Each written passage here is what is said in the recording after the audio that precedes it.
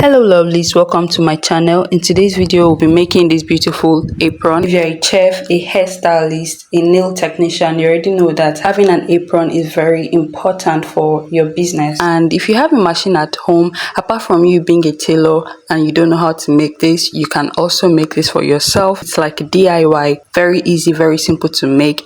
In today's video I'll be showing you the pattern drafting and also the sewing tutorial to achieve this. If you've watched my previous and first video where I talked about the things I'll be doing, I said we'll be starting from the most basic to technical, and this is one of the most basic and simple style in fashion, because when you hear basic, you already know how important it is for you to have the primary knowledge of what you're doing. So stay with me, don't go anywhere. Let's dive into this video. To make this apron, we're going to be needing our measurements, and here we need the length measurement, waist point measurement, apex measurement, which is our nipple to nipple, and our hip circumference. So these are mine, and basically that's just what you need for this apron.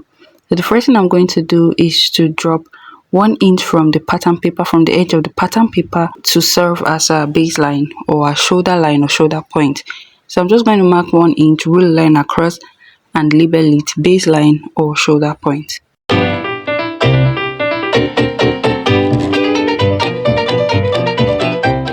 After that, we're going to take the length measurement, and for me my length measurement is 28 inches, and I'm just going to drop it down here, rule a line across, and just name it as our length.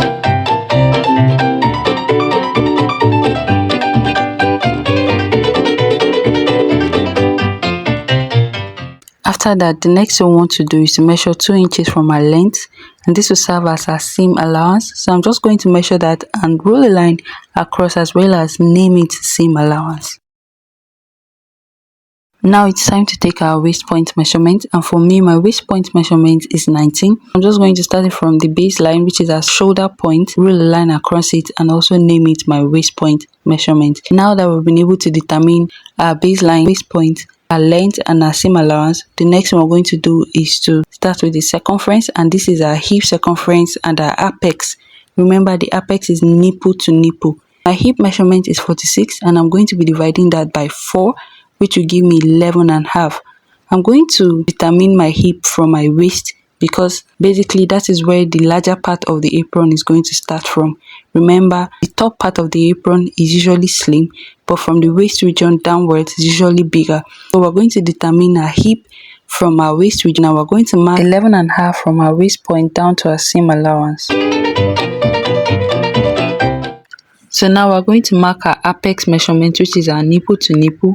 And for me, my nipple to nipple is 8 inches, and I'll be dividing it by 2. So 8 divided by 2 would give me 4. For my apex measurement, I'll be taking the measurement from my waist point up to my shoulder point or my baseline, and also rule a line across it.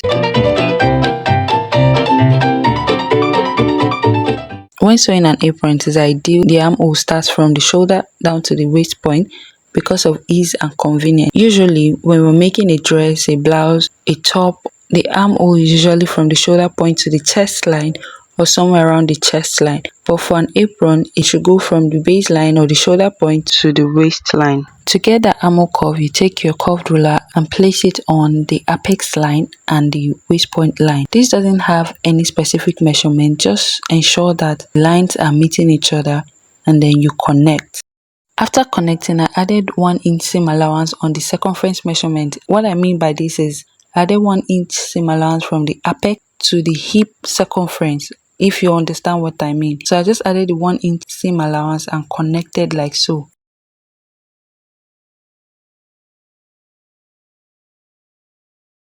The last and the final thing we're going to do on this pattern before cutting the pattern is to come down by 6 inches from the baseline. This is going to serve as our neck.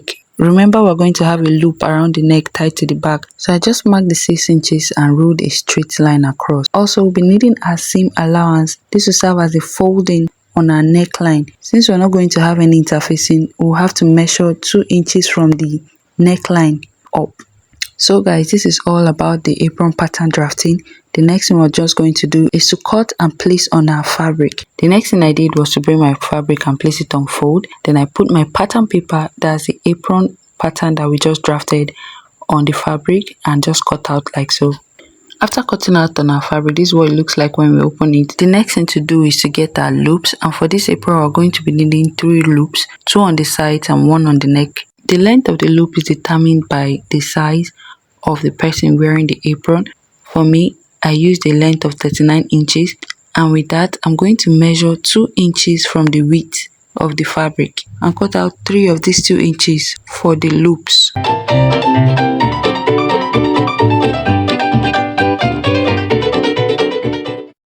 The next thing you want to do is to fold your loop in a neat way and sew.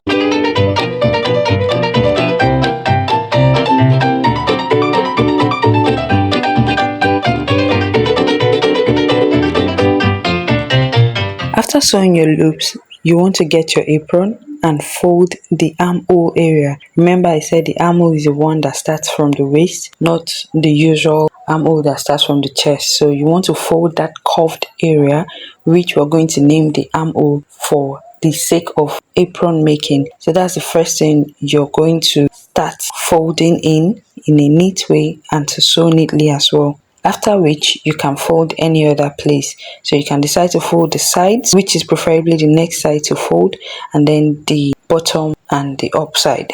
After you have neatly folded all the sides of the apron, the next thing we want to do is to attach our loops. So we're going to start from the sides and also at the neck area. The power was interrupted, and so I just transferred my sewing to the manual machine. You just sew on your fabric like so, stitching the loop down to the sides of your apron.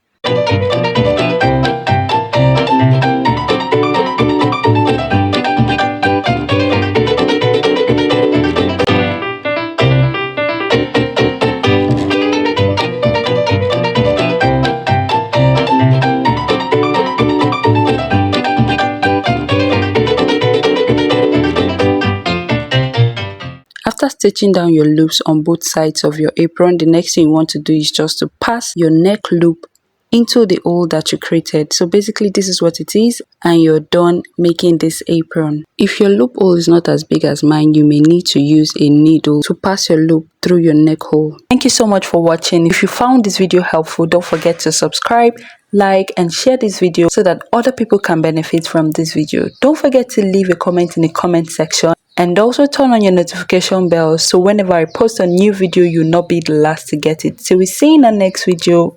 Bye.